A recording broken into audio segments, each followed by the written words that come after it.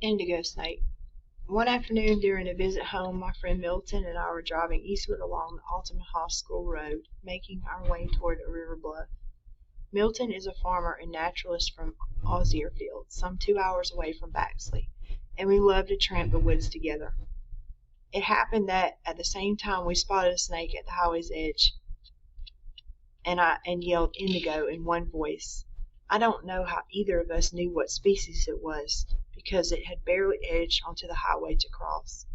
Milton braked dangerously and left the road at breakneck speed, and then jammed the transmission into reverse. He jumped out before the truck had fully stopped and started running back, scouring the ditch for the snake. He spotted it squiggling like a tiny river back through the weeds toward the wild undergrowth. Indigos are shy. Although 68 years old at the time, he dashed down the steep embankment and cut the snake off at the wood's edge, diving and coming up triumphant. "Woo-wee!" he crowed. It was a moment that made history. I'd never seen an indigo in the wild. They're already that much in trouble, mostly because they're so docile that they've been over-collected for pets, but I hadn't given up hope of seeing one. Milton had told me that growing up, he had seen them wrapped around winsome maidens in carnival pits and hoochie-coochie sideshows. The women would sit cross-legged on the floor of a tent, stroking and talking to the reptile they held, sometimes kissing it on the nose. Supposedly the snake had been charmed, but really it was simply benign, almost never known to strike and bite.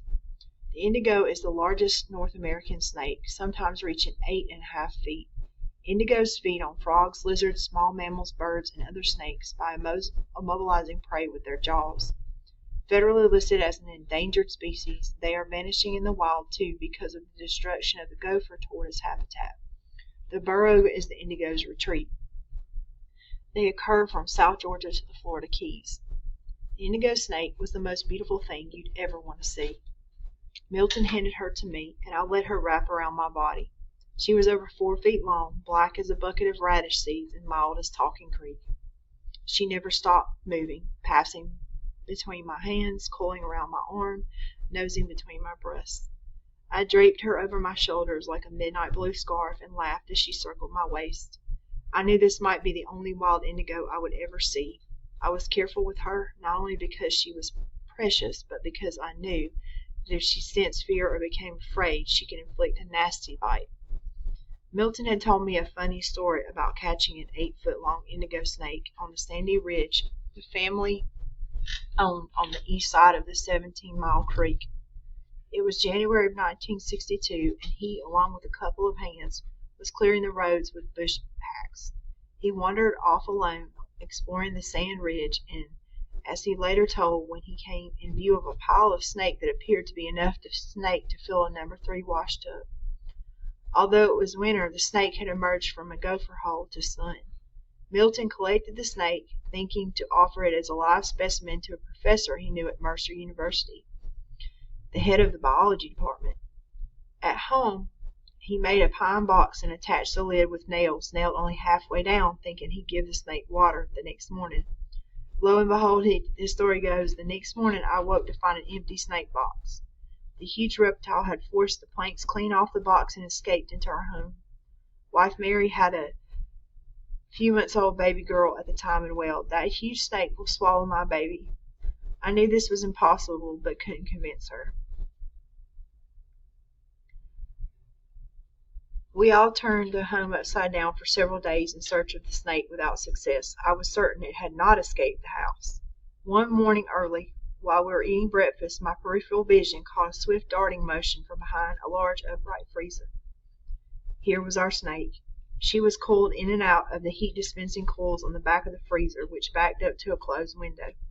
The freezer had recently been loaded with over 600 pounds of beef we had just killed on the farm, and I hated to think of unloading and reloading all that meat, so I decided the best method of recapture of the snake was to take out the window casing from the other outside and remove the lower window.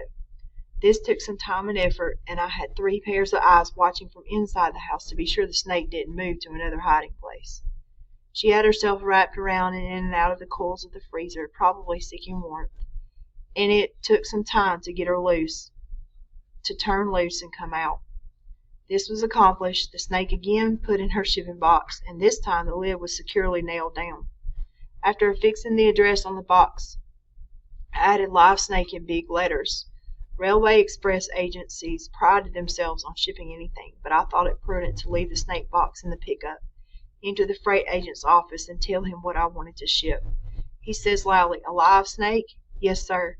The agent said, "Boy, don't bring that thing any closer in here. Push my scales outside on the loading platform, weigh the box, and I'll give you a label to attach to it."